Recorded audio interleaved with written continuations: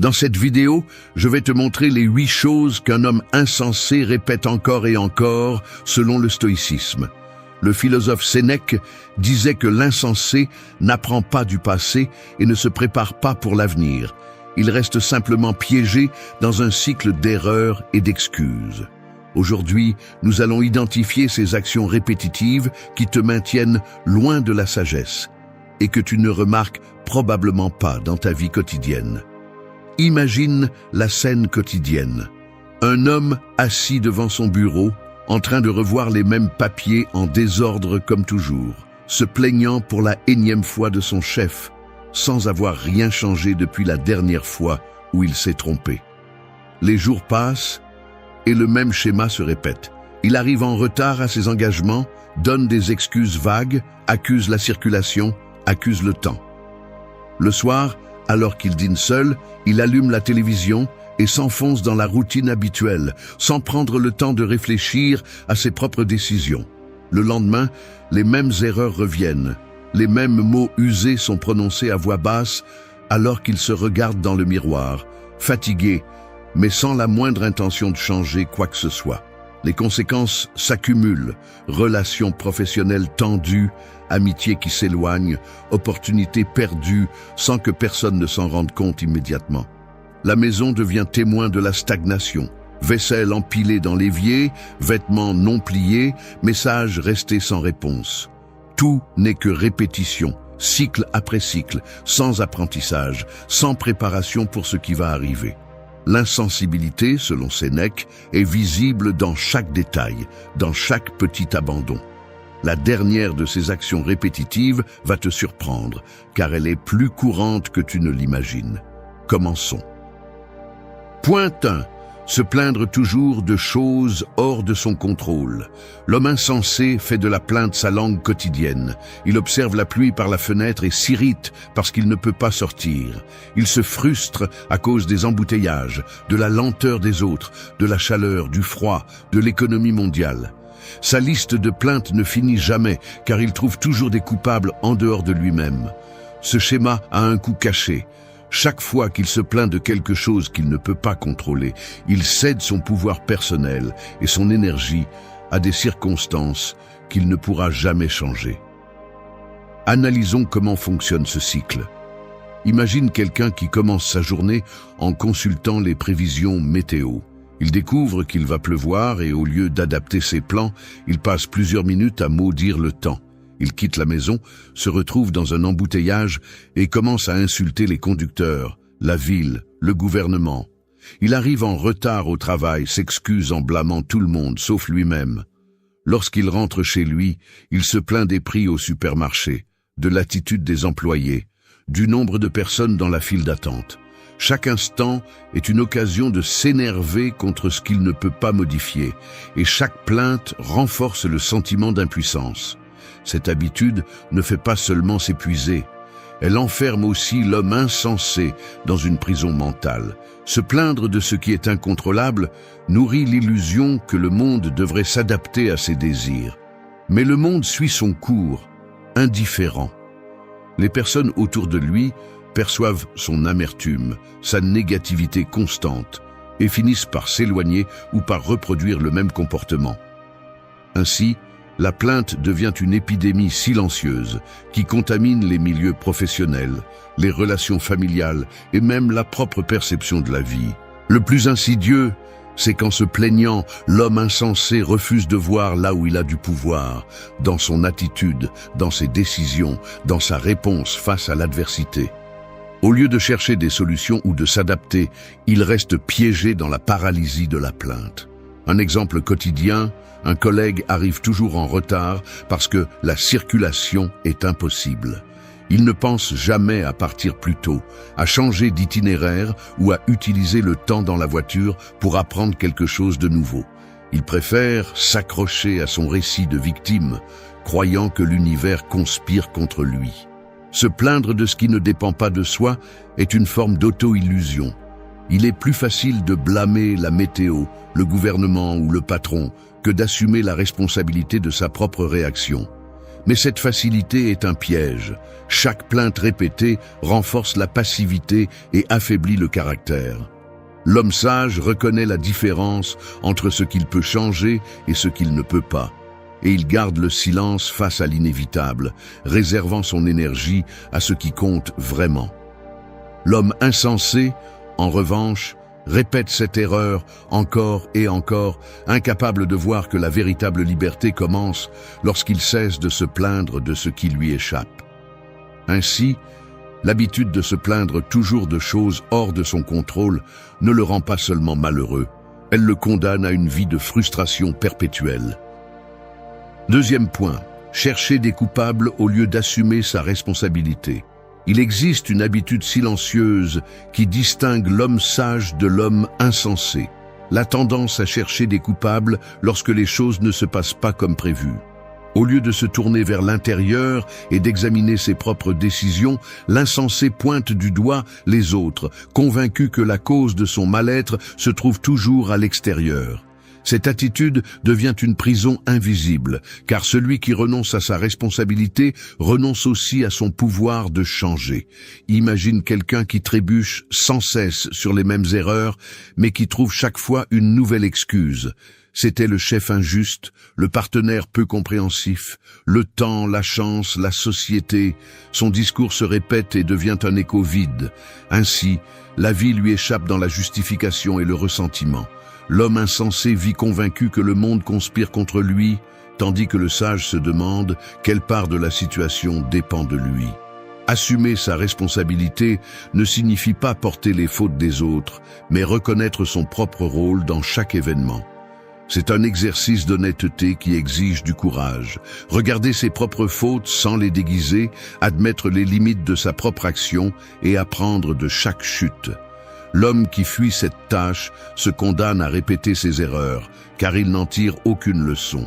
Épictète a écrit « Ce ne sont pas les choses qui nous troublent, mais les opinions que nous avons à leur sujet. » Lorsque l'homme insensé accuse les autres, il s'enferme dans ses jugements et renonce à la possibilité de grandir. Le sage, au contraire, s'arrête, observe et se demande « Que puis-je changer en moi? Que puis-je apprendre de cela ?» Ce n'est qu'ainsi que l'expérience se transforme en sagesse et non en une chaîne de ressentiment. Chercher des coupables est facile, assumer sa responsabilité est difficile, mais seule la difficulté mène à la liberté intérieure. L'homme sage le sait et pour cette raison, il choisit de se regarder lui-même avant de pointer les autres du doigt. L'insensé répète la même histoire, encore et encore, sans se rendre compte que la clé a toujours été dans sa propre main. Point 3. Répéter les mêmes erreurs en espérant des résultats différents. Dans la vie d'un homme qui n'apprend pas, il existe un schéma silencieux et destructeur. Trébucher encore et encore sur la même pierre, convaincu que cette fois, tout sera différent. Il ne s'agit pas seulement de se tromper, mais d'ignorer complètement les leçons que l'expérience offre. C'est une cécité volontaire, une auto-illusion qui retarde la croissance personnelle et approfondit la stagnation. Imagine quelqu'un qui, après une dispute animée, promet de ne pas perdre son sang-froid la prochaine fois. Pourtant, lorsqu'une nouvelle provocation surgit, il réagit de la même façon, ou pire. Il n'y a eu aucune réflexion, aucune analyse de ce qui n'a pas fonctionné, simplement l'espoir vide que le résultat change de lui-même. Voilà comment fonctionne l'entêtement. Il répète, il se frustre, il se justifie et il recommence. Ce cycle se retrouve dans les relations, au travail, dans les habitudes quotidiennes. Un homme entêté passe ses journées à blâmer le destin, les autres, les circonstances, au lieu de regarder à l'intérieur de lui-même et de se demander « Qu'est-ce que je fais vraiment pour obtenir un résultat différent ?» La réponse est souvent inconfortable. Rien. Il s'accroche à l'habitude, se cache derrière la routine et repousse le changement. Ce n'est pas un manque de capacité, mais un manque de volonté d'affronter ses propres limites. L'auto-examen est douloureux, mais c'est le seul chemin pour briser le cycle. Sans cela, l'homme répète les mêmes paroles, prend les mêmes décisions, tombe dans les mêmes vices. Il attend des miracles, là où il n'y a que de la répétition mécanique. Pensons à celui qui gère mal son temps. Chaque jour, il se promet de mieux s'organiser, mais il ne change aucune action concrète. Il continue à dire oui à tout, à remettre l'essentiel à plus tard, à remplir sa journée de distraction. Au final, le résultat est toujours le même. Frustration, fatigue, promesses non tenues. L'erreur n'est pas dans l'échec, mais dans le refus d'apprendre. Un homme sage observe ses défaites avec attention, reconnaît le schéma et l'interrompt. L'entêté, au contraire, se contente de l'espoir vide que le hasard fera le travail à sa place. Il croit que la prochaine fois sera différente simplement parce qu'il le souhaite, sans rien modifier dans sa pensée ni dans son comportement. La clé réside dans l'humilité d'admettre que l'on ne sait pas tout, que parfois l'ennemi n'est pas le monde, mais sa propre obstination. Ce n'est qu'ainsi que l'on peut transformer l'erreur en maître et non en bourreau. La répétition sans apprentissage est une condamnation auto-infligée, un cercle vicieux dont on ne sort qu'avec une honnêteté brutale et une action consciente. Chaque fois que tu tombes dans la même erreur, demande-toi « Qu'ai-je fait de différent cette fois-ci » Si la réponse est rien, le résultat sera identique. Changer commence par reconnaître le schéma, l'interrompre et s'engager sur un nouveau chemin, même si cela est inconfortable. Un homme qui répète les mêmes erreurs en espérant des résultats différents ne perd pas seulement du temps, il perd sa vie. La sagesse, c'est observer, apprendre et changer. Le reste n'est que bruit et épuisement. Ne confonds pas espoir et entêtement. La croissance exige du courage, non une fois aveugle que les choses changeront d'elles-mêmes. Point numéro 4. Dépenser de l'énergie dans des disputes inutiles. T'es-tu déjà retrouvé au milieu d'une discussion absurde à défendre un point uniquement par orgueil, alors que le sujet ne t'intéressait même pas? Certains hommes semblent concourir pour le trophée invisible de celui qui a le dernier mot, comme si cela leur donnait de l'intelligence ou du statut. Le piège est simple. Chaque fois que tu entres dans une bataille verbale sans raison, tu perds du temps, tu perds de l'énergie et pire encore, tu perds ta dignité. Il n'y a aucune victoire possible quand le seul prix est de nourrir l'ego d'un autre insensé. Imagine cet homme qui ne peut laisser passer aucune provocation, qui répond à chaque remarque insignifiante, qui a besoin de prouver qu'il en sait plus ou qu'il ne se laisse pas marcher dessus. Quel est le résultat? Il s'épuise, il s'aigrit, et au final, il ne reste que le vide d'avoir combattu pour rien. Pendant que tu te disputes pour la moindre futilité, la vie continue et les autres avancent. Veux-tu vraiment être celui dont on se souvient comme de l'homme qui n'a jamais su quand se taire? Il y a une différence immense entre défendre ses principes et se perdre dans des conflits sans but. L'homme sage choisit ses batailles. L'insensé se dispute pour tout et n'importe quoi, comme si sa valeur dépendait du fait de gagner des discussions inutiles. Ne te trompe pas. Personne ne respecte celui qui transforme chaque conversation en champ de bataille. Cela ne fait que révéler de l'insécurité et un immense manque de maîtrise de soi. La prochaine fois que tu ressens le besoin de te lancer dans une dispute inutile, rappelle-toi que ton énergie est limitée. La gaspiller pour des causes vides ne fait que te rendre insignifiant. Dépenser de l'énergie dans des disputes inutiles, c'est le passe-temps favori de l'homme qui n'apprend jamais. 5e point. Poursuivre des plaisirs éphémères sans penser aux conséquences. T'est-il déjà arrivé de te laisser emporter par une impulsion pour ensuite te demander pourquoi tu l'as fait? Parfois, la tentation de l'immédiat est si forte qu'elle semble impossible à repousser. Un repas dont tu sais qu'il ne te fera pas du bien, un achat impulsif, une décision prise uniquement pour le plaisir du moment. Cela peut ressembler à une petite récompense, une façon de s'échapper du poids du quotidien. Mais ensuite, quand l'émotion retombe, il ne reste que ce vide. Le plaisir s'en va aussi vite qu'il est venu, et à sa place apparaissent les conséquences, culpabilité, remords ou même de nouvelles difficultés. Il est facile de tomber dans ce cycle, surtout lorsque la fatigue ou la frustration obscurcissent le jugement. Le désir de ressentir quelque chose de différent, ne serait-ce qu'un instant, peut conduire à répéter des erreurs qui pèsent ensuite lourd. Il ne s'agit pas seulement de grandes décisions. Cela se trouve aussi dans le quotidien. Remettre à demain ce qui est important pour regarder un épisode de plus, passer du temps sur des distractions, chercher l'approbation dans des choses qui n'apportent rien. Nous avons tous ressenti ce combat intérieur entre ce que nous voulons sur le moment et ce dont nous avons vraiment besoin sur le long terme. Ce n'est pas de la faiblesse, c'est humain. Le reconnaître est la première étape. La question est, ce plaisir fugace en vaut-il la peine si le regret vient ensuite? Bien souvent, la réponse n'apparaît que lorsqu'il est déjà trop tard. Mais chaque fois que tu choisis de réfléchir avant d'agir, ne serait-ce qu'un instant, tu fais un pas vers une vie plus épanouie et plus consciente. Il ne s'agit pas de vivre sans plaisir, mais d'apprendre à distinguer ce qui apporte une satisfaction durable de ce qui ne fait qu'éteindre le moment. La prochaine fois que tu sens cette impulsion, arrête-toi une seconde.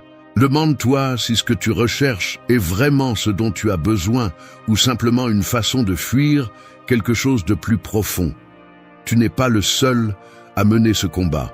L'important n'est pas de tomber, mais d'apprendre à se relever et à mieux choisir la fois suivante. Chaque décision compte, chaque petit acte de maîtrise de soi s'additionne, et avec le temps, cet effort devient une force. Point 6. Ignorer les conseils des personnes sages. Un homme insensé rejette les conseils, même lorsqu'ils viennent de ceux qui ont déjà parcouru le chemin qu'il commence à peine à emprunter. Face aux paroles d'expérience, ses oreilles se ferment et son esprit se durcit, comme si écouter représentait une menace pour son orgueil. Peu importe à quel point l'avertissement est clair, ni la sincérité de la mise en garde, la réaction est toujours la même. Méfiance, moquerie ou indifférence. Il préfère trébucher seul, convaincu que sa manière est la seule valable, même si les résultats ont déjà été éprouvés par d'autres et se sont soldés par un échec. Dans la conversation, il interrompt. Il ne pose pas de questions, il ne cherche pas à comprendre, il défend simplement son point de vue, incapable de considérer qu'il y a peut-être quelque chose de précieux dans l'expérience d'autrui. Chaque conseil est perçu comme une critique, jamais comme un guide. Ainsi, il reste prisonnier du même cycle d'erreurs, enfermé dans la répétition de ce qui ne fonctionne pas. L'homme sage observe et apprend. L'insensé se vexe et se ferme. La différence réside dans l'humilité d'accepter qu'il ne sait pas tout, qu'il y a toujours quelque chose à apprendre de ceux qui ont déjà affronté des défis similaires. En ignorant les conseils des personnes sages, l'homme insensé ne perd pas seulement la chance d'éviter des souffrances inutiles, il s'isole aussi. Personne ne veut avertir celui qui n'écoute jamais. Peu à peu, les voix s'éteignent et le silence devient son seul compagnon. Ainsi, l'entêtement devient une chaîne invisible.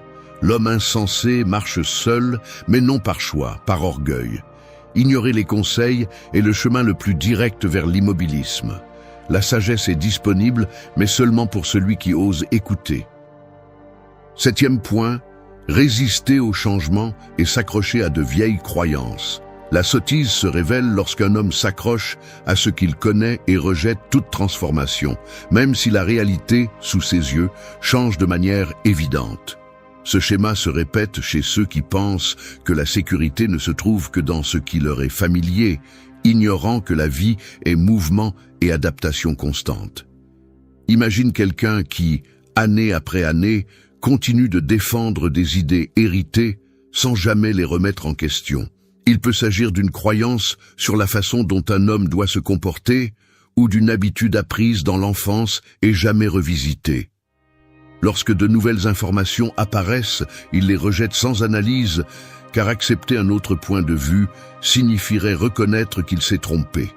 Ainsi, son monde devient de plus en plus étroit. La résistance au changement n'est pas seulement une attitude passive, mais une action active pour protéger son propre ego. L'homme insensé préfère avoir raison plutôt qu'apprendre. Il s'entoure de personnes qui pensent comme lui, évite les conversations inconfortables et cherche la confirmation au lieu de la compréhension. Sa vie devient une répétition du même schéma, sans place pour la croissance. Un exemple concret. Imagine un homme convaincu que la vulnérabilité est une faiblesse. On le lui a appris dès l'enfance et il n'en a jamais douté. Lorsque ses relations commencent à se détériorer et que sa santé mentale en pâtit, il refuse de demander de l'aide ou de se montrer authentique, car agir ainsi reviendrait à trahir cette ancienne croyance. Il préfère payer le prix de l'isolement plutôt que de remettre en question l'idée qui le maintient bloqué. Un autre cas. Au travail, une nouvelle technologie menace de rendre certains processus obsolètes. La majorité de ses collègues décident d'apprendre et de s'adapter, mais lui insiste pour dire « on a toujours fait comme ça » et rejette toute formation. Avec le temps, il se retrouve à la traîne, aigri, regardant les autres prospérer tandis qu'il reste au même endroit, reprochant au monde de ne pas s'ajuster à ses attentes. Ce type de résistance peut aussi se manifester dans les relations interpersonnelles. Lorsqu'un ami ou un partenaire signale un comportement nuisible, l'homme insensé répond par des justifications « j'ai toujours été comme ça. Je ne vois pas pourquoi je devrais changer ». Il ne comprend pas que s'accrocher à l'ancien ne le protège pas, cela ne fait que l'isoler et le limiter. Résister au changement est au fond un acte de peur. Peur de l'inconnu, peur de perdre le contrôle, peur de reconnaître que la vie n'est pas statique. Mais tandis que les autres évoluent, l'homme insensé reste immobile, répétant ses erreurs, accumulant la frustration. Le coût de cette attitude est élevé. Il perd des opportunités, des relations et son développement personnel. La vie continue, mais lui reste en arrière, attaché à un passé qui n'existe plus, répétant les mêmes mots, les mêmes gestes, les mêmes décisions ratées. Il n'y a pas d'apprentissage, seulement une répétition sans fin de ce qui ne sert plus. Résister au changement et s'accrocher à de vieilles croyances est l'une des formes les plus subtiles d'auto-sabotage, car cela se déguise en loyauté envers soi-même. Mais en réalité, c'est le plus grand obstacle à la sagesse et à la maturité. La transformation n'arrive que lorsque l'on accepte le doute, lorsque l'on admet que ne pas tout savoir est la première étape pour découvrir quelque chose de nouveau. Voilà le chemin que l'homme sage emprunte, tandis que l'insensé répète encore et encore la même erreur. Fin du point. Point numéro 8. Blâmer le destin pour son propre malheur. Un homme insensé trouvera toujours un coupable en dehors de lui-même. Lorsque la vie le frappe, il pointe du doigt le destin, la chance des forces invisibles. Chaque échec est un coup joué contre lui, une conspiration de l'univers. Peu importe combien de fois il trébuche sur la même pierre, il ne s'arrêtera jamais pour regarder ses propres pas. Il préfère penser que sa douleur est l'œuvre d'un plan étranger, que sa souffrance est inévitable, qu'il est né marqué par la malchance. Le piège est confortable. Blâmer le destin lui permet d'éviter la responsabilité de ses choix, de ses habitudes, de ses faiblesses. Il peut répéter les mêmes erreurs et les justifier avec une phrase vide. « Ce n'était pas pour moi. Cela devait être ainsi. La vie ne m'a jamais rien donné. » Ainsi, il devient un spectateur passif de sa propre existence, résigné à regarder passer les jours sans tenter de changer quoi que ce soit. Son malheur devient un refuge, une excuse parfaite pour éluder l'effort que demande la transformation de sa réalité. Mais la vérité est brutale. Personne ne lui a volé la possibilité d'agir. Personne n'a choisi pour lui la paresse, l'auto-apitoiement, le manque de discipline. Personne ne l'a empêché de demander de l'aide, de chercher la connaissance, de se relever encore une fois. Le destin n'est pas une force consciente qui s'amuse à ruiner des vies. Le destin, dans la plupart des cas, est la somme de milliers de petites décisions prises chaque jour et la volonté d'en assumer les conséquences.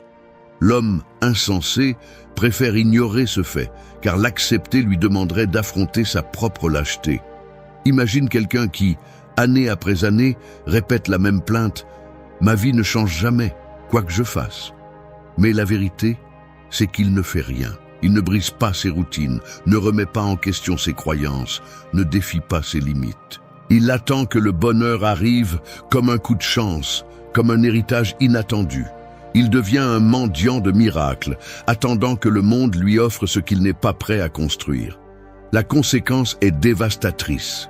Un homme qui blâme le destin pour son malheur finit seul, aigri, incapable d'inspirer le respect ou l'admiration. Ses relations s'usent, son estime de soi s'effondre, son potentiel pourrit. La vie lui offre des opportunités, mais il ne les voit pas ou il les refuse. Il préfère la plainte à l'action, la lamentation au combat, la résignation à la transformation.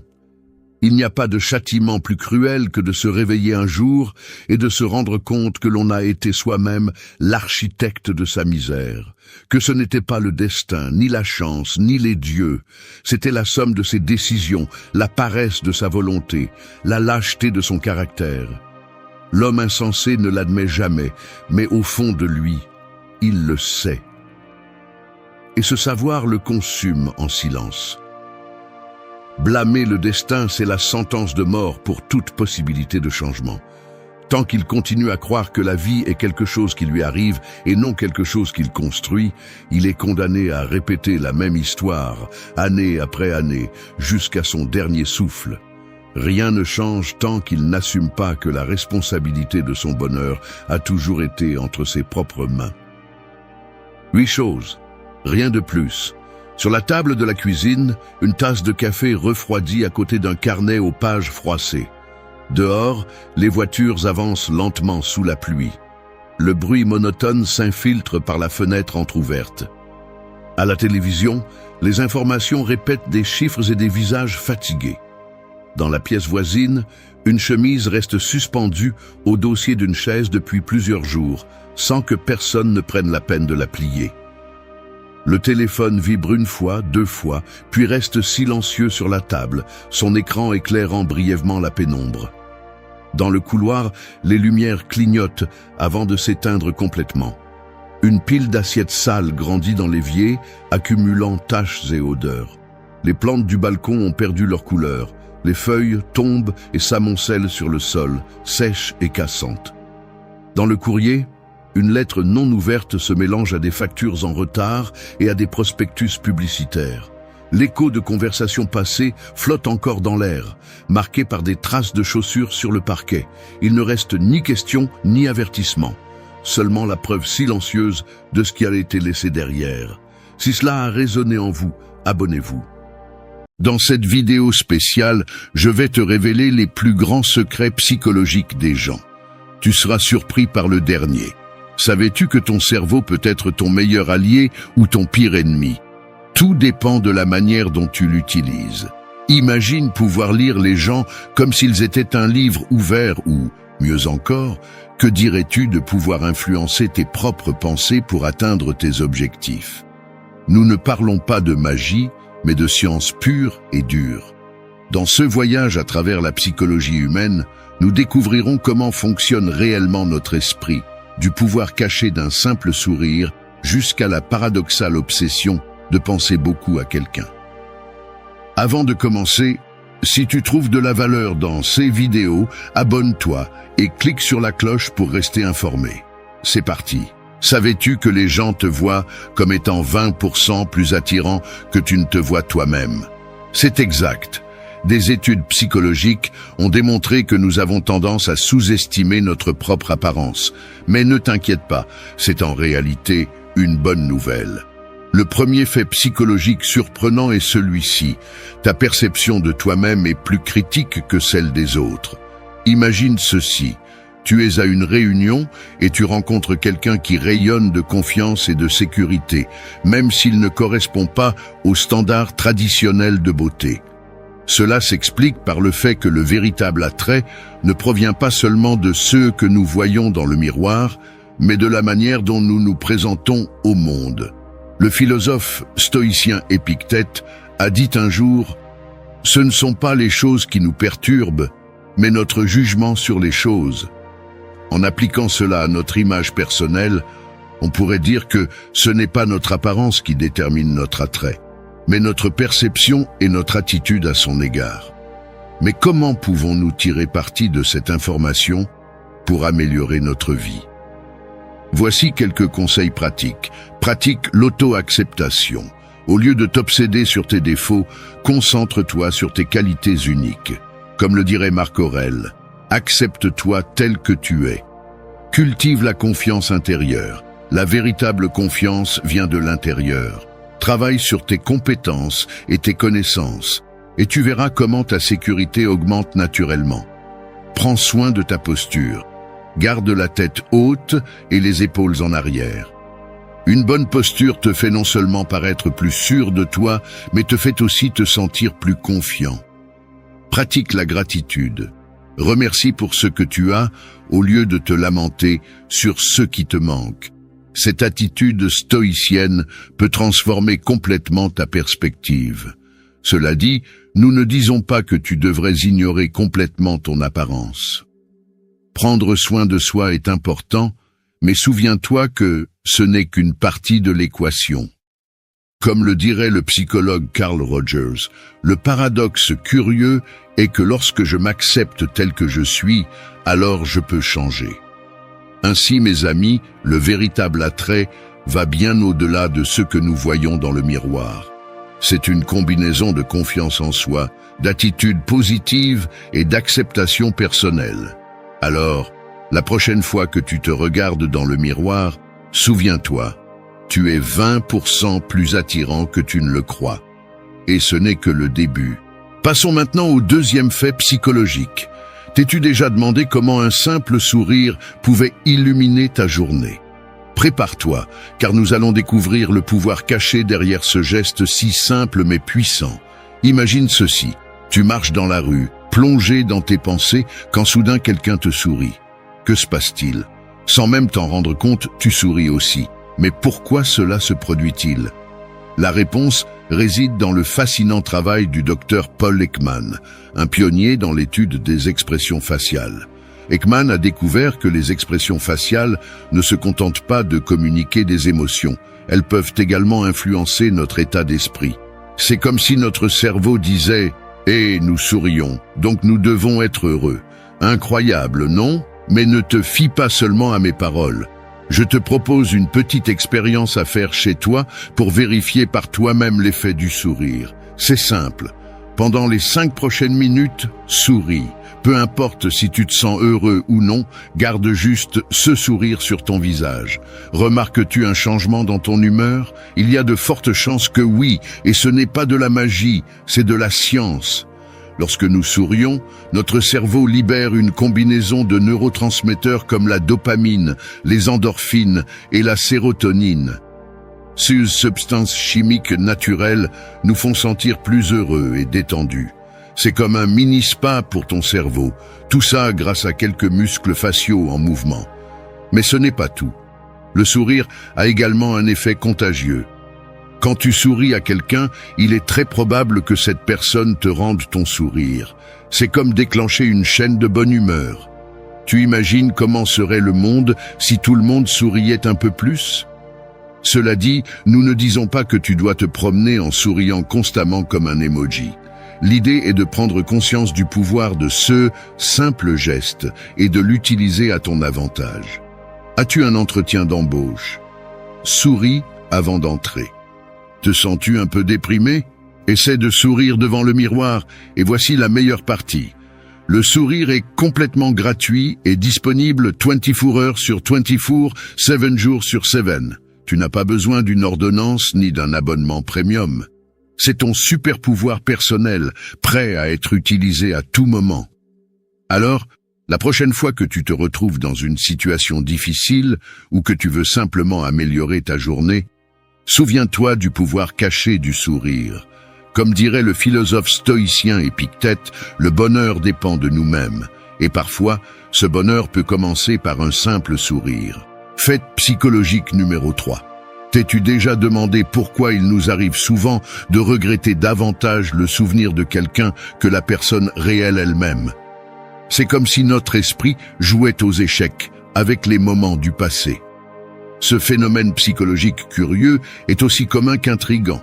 Nous avons tendance à idéaliser les moments heureux et à oublier facilement les raisons pour lesquelles une relation s'est terminée. Imagine ceci. Tu écoutes ta chanson préférée et soudainement tu es transporté dans un été inoubliable ou vers ton premier amour. Ça te parle, n'est-ce pas? C'est ce que les psychologues appellent l'ancrage émotionnel. C'est cette connexion profonde entre un stimulus externe, comme une mélodie, et ton état émotionnel à ce moment précis. Mais la musique n'est pas la seule à avoir ce pouvoir magique. Les odeurs aussi peuvent évoquer des souvenirs vivants. T'est-il déjà arrivé de sentir quelque chose qui t'a instantanément replongé dans ton enfance en un clin d'œil? Peut-être que l'odeur de biscuits fraîchement cuits te transporte immédiatement dans la cuisine de ta grand-mère. Ces ancrages olfactifs sont si puissants qu'ils montrent à quel point nos émotions sont intimement liées à nos sens. Tu te demandes peut-être maintenant quel rapport tout cela a avec la façon dont nous valorisons les souvenirs plus que les personnes réelles. Eh bien, il se trouve que ces ancrages émotionnels peuvent influencer nos décisions bien plus que nous ne le pensons. La nostalgie peut nous pousser à vouloir renouer avec quelqu'un du passé sans réellement considérer pourquoi cette relation n'est plus présente dans notre vie. Comprendre ces mécanismes psychologiques peut être crucial pour notre bien-être émotionnel. Cela nous aide à distinguer les souvenirs idéalisés de la réalité, nous permettant de prendre des décisions plus conscientes sur nos relations actuelles et futures. Attention toutefois, il ne s'agit pas de rejeter tous nos souvenirs heureux. Au contraire, ces souvenirs peuvent être une source précieuse d'apprentissage et de croissance personnelle. La clé réside dans le maintien d'une perspective équilibrée, en appréciant les bons moments du passé sans rester piégé dans une version idéalisée qui n'existe plus. Et qu'en est-il de ces chansons ou de ces arômes qui te ramènent dans le passé? Ne les évite pas, utilise-les comme un outil pour réfléchir à ton développement personnel. Demande-toi, qu'ai-je appris de cette expérience? Comment cela m'a-t-il aidé à devenir la personne que je suis aujourd'hui? En fin de compte, nos souvenirs sont comme un album photo mental rempli de moments capturés sous leurs meilleurs jours. Il est bon de les apprécier, mais souviens-toi que la vie réelle est bien plus riche et complexe qu'une simple image figée dans le temps. Passons maintenant au 4e fait psychologique. T'es-tu déjà demandé comment quelque chose d'aussi simple que tes vêtements peut influencer ton esprit et la façon dont les autres te perçoivent? Prépare-toi, car nous allons découvrir le monde fascinant de la psychologie derrière ta tenue vestimentaire. Disons que tu te lèves le matin, que tu ouvres ton placard et que tu te retrouves face à une mer de couleurs et de styles. Savais-tu que le choix que tu fais à ce moment peut déterminer non seulement ton apparence, mais aussi comment tu te sentiras tout au long de la journée? C'est comme si tes vêtements étaient une sorte de potion magique pour ton humeur. Aux États-Unis, il existe un célèbre conseil. Dress for success. Habille-toi pour réussir, et ce n'est pas seulement un dicton populaire, c'est soutenu par la science. Des études ont montré que les couleurs et les styles que nous choisissons peuvent avoir un impact direct sur notre bien-être émotionnel. Par exemple, les personnes qui se sentent tristes ou découragées ont tendance à préférer les tons sombres, tandis que celles qui débordent d'énergie optent pour des couleurs vives et éclatantes. Mais attends, il y a encore plus. Le choix de tes vêtements n'affecte pas seulement ton ressenti, mais aussi la manière dont les autres te perçoivent. C'est comme si tes habits étaient un langage silencieux qui communiquait ton état d'esprit au monde. Maintenant, tu te demandes peut-être, pourquoi est-ce que je porte toujours du blanc? Ce n'est pas seulement parce que j'aime ressembler à une colombe messagère de sagesse, c'est un choix stratégique pour irradier lumière et pureté. Cette couleur améliore non seulement mon humeur, mais a aussi un impact positif sur ceux qui m'entourent. Souviens-toi, quand tu projettes de la lumière, tu illumines tout ce qui t'entoure. Mais attention, nous ne disons pas que tu dois jeter tous tes vêtements sombres. La clé est de prendre conscience du pouvoir que tes vêtements ont et de les utiliser à ton avantage. As-tu un entretien d'embauche important? Choisis des couleurs qui te font te sentir confiant. As-tu besoin d'un coup de boost d'énergie? Opte pour des tons vifs. Avant de passer au 5e fait psychologique, si tu apprécies cette vidéo, n'oublie pas de cliquer sur le bouton j'aime et de t'abonner à la chaîne en activant la cloche pour ne pas manquer les futures vidéos. Et si tu aimes ce genre de contenu autant que moi, commente j'aime la sagesse. Continuons à apprendre ensemble et à améliorer nos vies. As-tu déjà ressenti que quelqu'un occupait constamment tes pensées comme si tu étais une scène de théâtre et que cette personne en était la star principale? Tu n'es pas seul, mon ami. Ce phénomène est plus courant que tu ne le penses et a des racines profondes dans notre psychologie. Imagine ton cerveau comme une salle de cinéma. Parfois, un film, ou dans ce cas une personne, reste à l'affiche plus longtemps que prévu. Mais qu'est-ce que cela signifie vraiment quand quelqu'un ne quitte pas l'écran de ton esprit? Selon le célèbre psychologue Carl Jung, cela pourrait indiquer que cette personne représente quelque chose d'important dans ton inconscient. Ce n'est pas que tu sois obsédé. Bon, peut-être un peu, mais c'est surtout que ton esprit essaie de te dire quelque chose. Peut-être que cette personne possède des qualités que tu admires secrètement, ou peut-être qu'elle représente quelque chose qui te manque dans ta vie. Attention cependant, tout n'est pas toujours rose dans le monde des pensées persistantes. Le docteur Aaron Beck, père de la thérapie cognitive, nous avertit que ces pensées peuvent parfois être des signes d'anxiété ou même de troubles obsessionnels compulsifs. C'est un peu comme quand tu ne peux pas t'empêcher de fredonner une chanson entêtante, mais version personne. Maintenant, si tu te dis « Au secours, je n'arrive pas à me sortir cette personne de la tête », ne t'inquiète pas, respire profondément. La science a quelques réponses pour toi. Une étude de l'université de Harvard suggère que lorsque quelqu'un est constamment dans ta tête, cela pourrait être un signe que ton cerveau traite des informations importantes sur cette personne ou sur ta relation avec elle. C'est comme si ton esprit travaillait en heures supplémentaires pour résoudre un casse-tête émotionnel. Mais voici ce qui est intéressant. Selon la docteure Helen Fisher, anthropologue et experte en amour, si cette personne que tu ne peux pas sortir de ton esprit est quelqu'un pour qui tu ressens de l'attirance, tu pourrais être en train de ressentir les effets de la dopamine, le neurotransmetteur du plaisir et de la récompense. En d'autres termes, ton cerveau pourrait être aussi accro à cette personne qu'il l'est au chocolat, et ça en dit long. Cependant, tout ne se résume pas à la chimie cérébrale. Le célèbre psychologue Mihaly Csikszentmihalyi nous rappelle que parfois, penser constamment à quelqu'un peut être une forme de flux mental, surtout si cette personne t'inspire ou te motive à t'améliorer. Alors, que faire de toutes ces informations? Eh bien, la prochaine fois que tu te surprends à penser sans arrêt à quelqu'un, au lieu de te frustrer, considère que ton esprit essaie peut-être de te dire quelque chose d'important. Peut-être est-il temps de réfléchir à tes sentiments, à tes objectifs, ou même aux aspects de toi-même que tu souhaites développer. Fait psychologique numéro 6. Imagine ceci. Tu es à une réunion et tu rencontres deux personnes. L'une semble forte et décidée, tandis que l'autre est timide et réservée. Laquelle considérerais-tu comme la plus dangereuse? Si tu as pensé à la première, tu pourrais te tromper. En réalité, contrairement à ce que beaucoup croient, une personne avec un caractère faible peut être plus dangereuse que quelqu'un avec un caractère fort. Comment est-ce possible? La réponse réside dans la prévisibilité et le contrôle de soi. Tu vois, quelqu'un avec un caractère fort a généralement des objectifs clairs et prend des décisions fermes. Cela les rend plus prévisibles et dans un certain sens plus fiables. Ils savent ce qu'ils veulent et y vont de manière directe. En revanche, une personne avec un caractère faible peut être comme une boîte à surprises et pas toujours des plus agréables.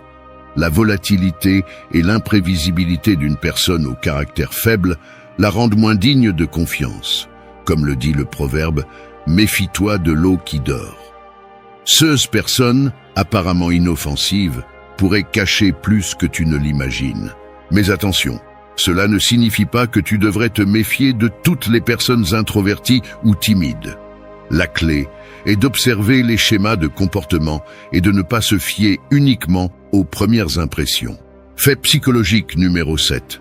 Imagine que tu es en réunion avec des amis et que quelqu'un commence à raconter une histoire.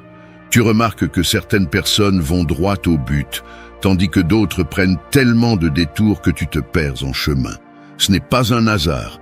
La façon dont nous utilisons les mots en dit long sur notre personnalité et, étonnamment, sur notre fiabilité. Les personnes qui parlent peu, mais de manière précise, sont souvent les plus fiables. Pourquoi ? Parce qu'elles valorisent le pouvoir des mots et comprennent le poids des secrets.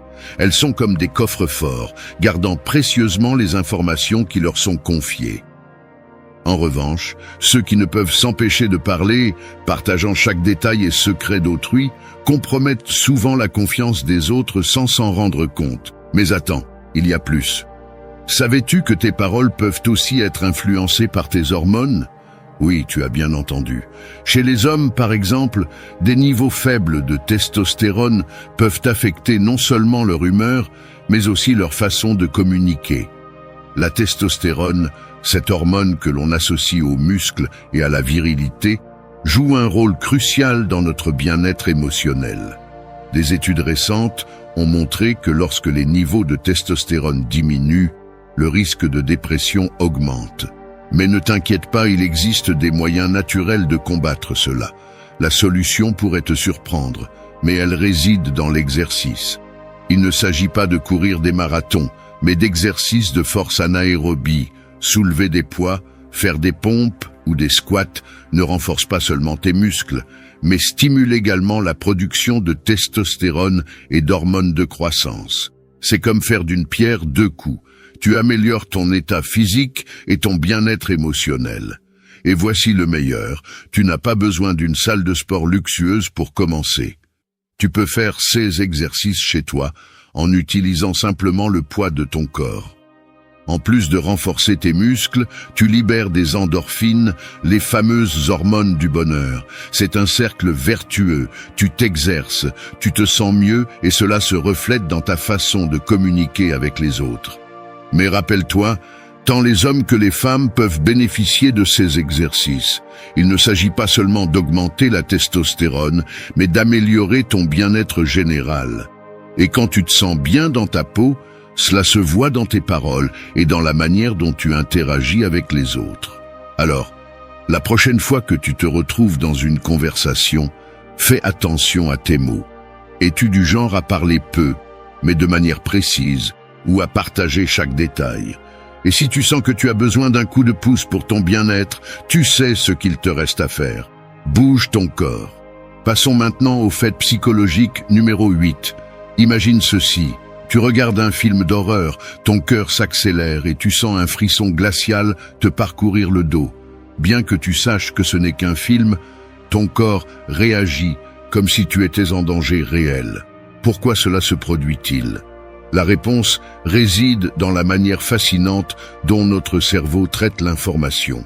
Il se trouve que, lorsque nous regardons un film, une série ou que nous jouons à un jeu vidéo, notre cerveau ne fait pas complètement la distinction entre la fiction et la réalité. Oui, tu as bien entendu, ton cerveau vit les émotions des personnages comme si elles étaient les tiennes.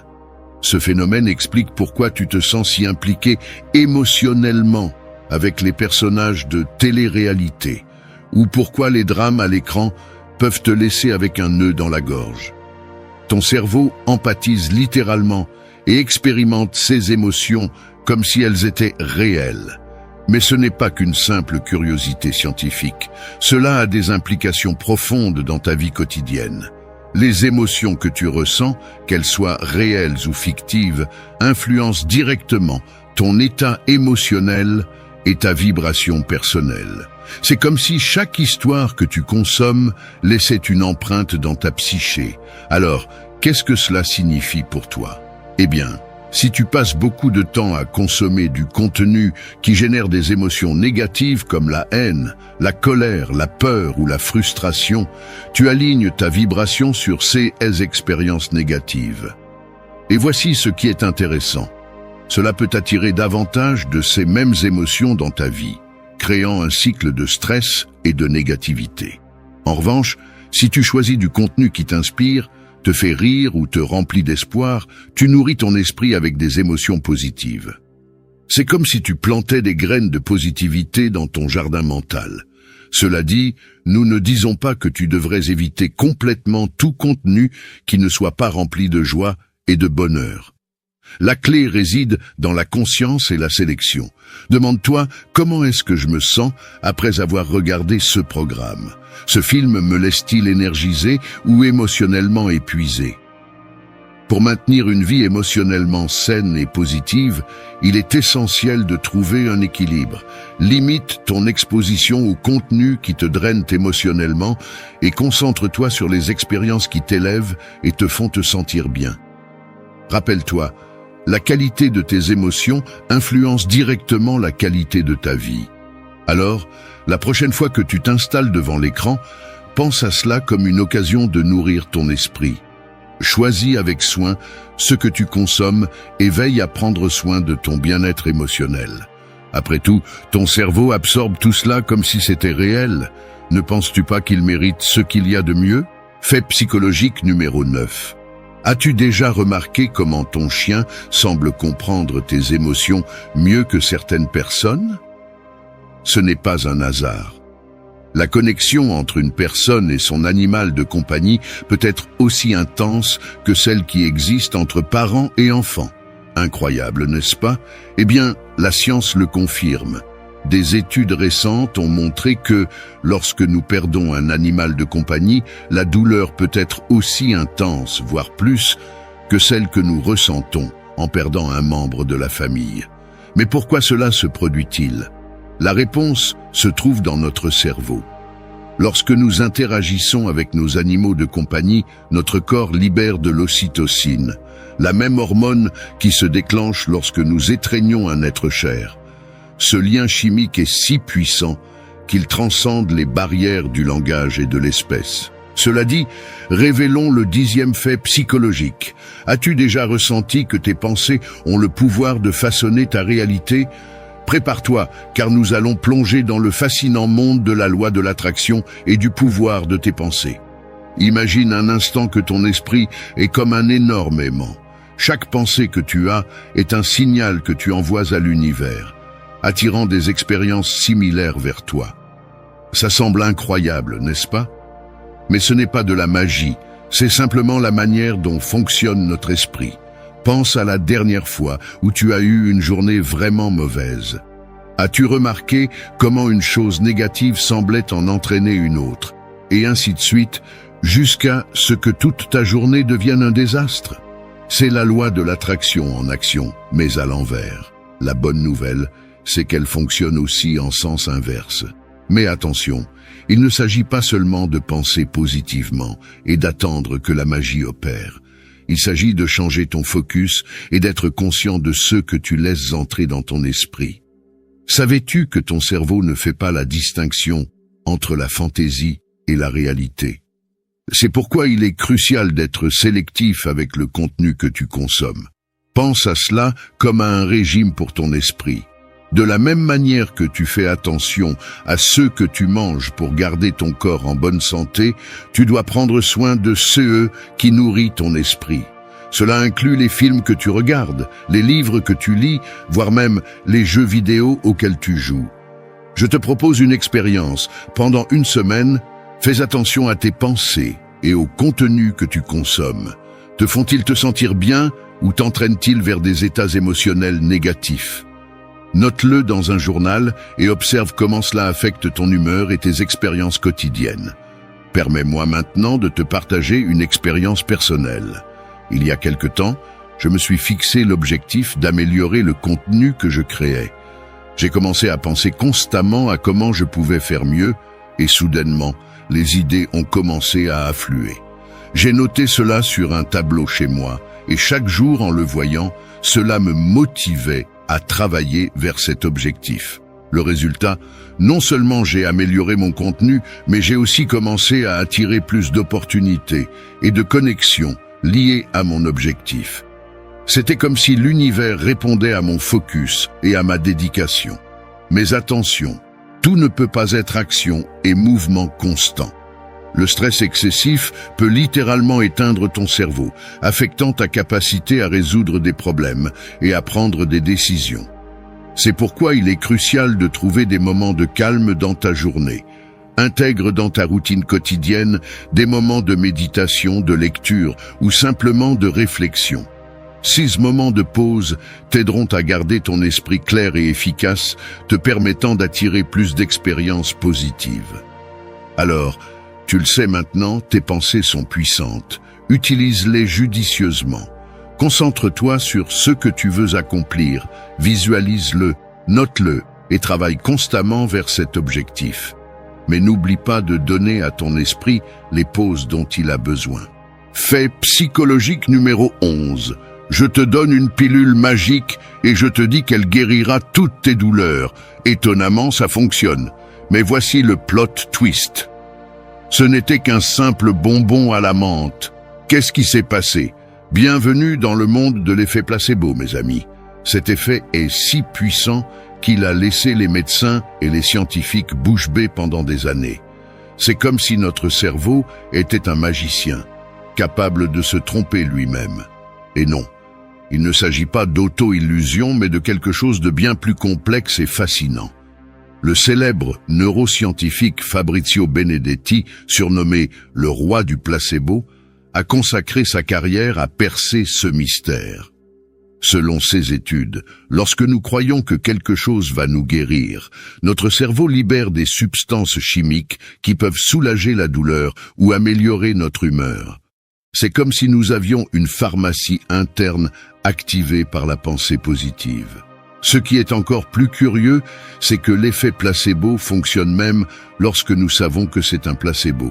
C'est comme si notre cerveau disait « D'accord, je sais que tu me trompes, mais tu sais quoi? Je vais quand même y croire. » Une étude de l'université de Harvard a montré que des patients atteints du syndrome de l'intestin irritable ont considérablement amélioré leur état, même en sachant qu'ils prenaient des placebos. Notre cerveau est vraiment un rebelle, mais tout n'est pas rose dans le monde du placebo. Il existe son jumeau maléfique, l'effet nocebo. C'est comme le côté obscur de la force, mais en version psychologique. Si tu crois que quelque chose va te faire du mal, il est possible que tu ressentes des effets négatifs, même si c'est totalement inoffensif. C'est comme si nos pensées négatives avaient le pouvoir de saboter notre bien-être.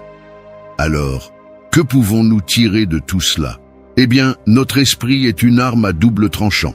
Il peut être notre meilleur allié ou notre pire ennemi. La prochaine fois que tu fais face à un défi, souviens-toi que ton cerveau a le pouvoir d'influencer ta réalité. Alors, pourquoi ne pas lui donner un petit coup de pouce positif? Et voici un conseil. La prochaine fois que tu as mal à la tête, au lieu de courir à la pharmacie, essaie de boire un verre d'eau en te convainquant que c'est un remède miracle.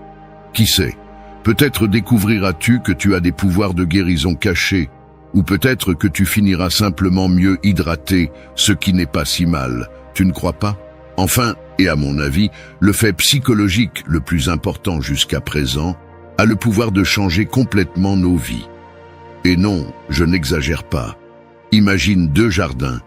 Dans l'un, les plantes poussent fortes et vigoureuses, s'adaptant à n'importe quel climat. Dans l'autre, les plantes restent les mêmes, peu importe combien tu les arroses. Lequel préfères-tu être? La bonne nouvelle, c'est que tu peux choisir. La psychologue Carol Dweck, de l'université de Stanford, a passé des décennies à étudier ce phénomène. Elle a découvert que les gens se divisent en deux groupes. Ceux qui ont un état d'esprit fixe et ceux qui ont un état d'esprit de croissance. Les personnes avec un état d'esprit fixe croient que leurs capacités sont innées et ne peuvent pas changer. Si elles échouent, elles pensent « je ne suis pas bon dans ce domaine ». En revanche, les personnes avec un état d'esprit de croissance voient les défis comme des occasions d'apprendre et de s'améliorer. Leur devise est « je ne suis pas encore bon dans ce domaine, mais je peux m'améliorer ». Et devine quoi? De nombreuses personnes célèbres ont adopté cet état d'esprit de croissance. Michael Jordan, considéré comme l'un des meilleurs joueurs de basketball de tous les temps, a été écarté de son équipe de lycée. Au lieu de renoncer, il a utilisé ce rejet comme motivation pour s'améliorer. Ou pense à J.K. Rowling, l'auteur de Harry Potter. Son manuscrit a été rejeté par 12 maisons d'édition avant d'être accepté. Elle a vu chaque rejet comme une occasion d'améliorer son travail. Mais ne t'inquiète pas, tu n'as pas besoin d'être une star du sport ou un auteur à succès pour adopter un état d'esprit de croissance. Voici quelques étapes que tu peux suivre. Accepte les défis. Au lieu de les éviter, vois-les comme des opportunités de grandir. Apprends de tes erreurs. Au lieu de te décourager, demande-toi « Que puis-je apprendre de cela ?» Fais des efforts. Rappelle-toi, l'effort est le chemin vers la maîtrise. Accepte les critiques. Utilise-les comme des retours constructifs pour t'améliorer, pas comme une attaque personnelle. Inspire-toi du succès des autres. Au lieu de ressentir de l'envie, demande-toi « Que puis-je apprendre d'eux ?» Et maintenant, voici le fait le plus intéressant de tous. Ton cerveau est plastique. Non, on ne parle pas de chirurgie plastique, mais de neuroplasticité. Cela signifie que ton cerveau peut changer et grandir tout au long de ta vie. Chaque fois que tu apprends quelque chose de nouveau, tu crées littéralement de nouvelles connexions dans ton cerveau. Alors, la prochaine fois que tu es confronté à un défi, souviens-toi, tu n'es pas coincé dans un état d'esprit fixe. Cultive cette confiance intérieure et tu verras comment ton monde change. Et rappelle-toi, le véritable contrôle réside dans la manière dont tu réagis aux situations, pas dans les situations elles-mêmes. Merci d'être resté jusqu'à la fin de la vidéo. Si vous avez tout vu, commentez « Je suis stoïcien » comme notre signe secret, indiquant que vous êtes un véritable apprenant du stoïcisme. N'oubliez pas de vous abonner et de liker la vidéo si elle vous a plu. Rendez-vous dans la prochaine vidéo et rappelez-vous, continuez à cultiver votre esprit stoïque.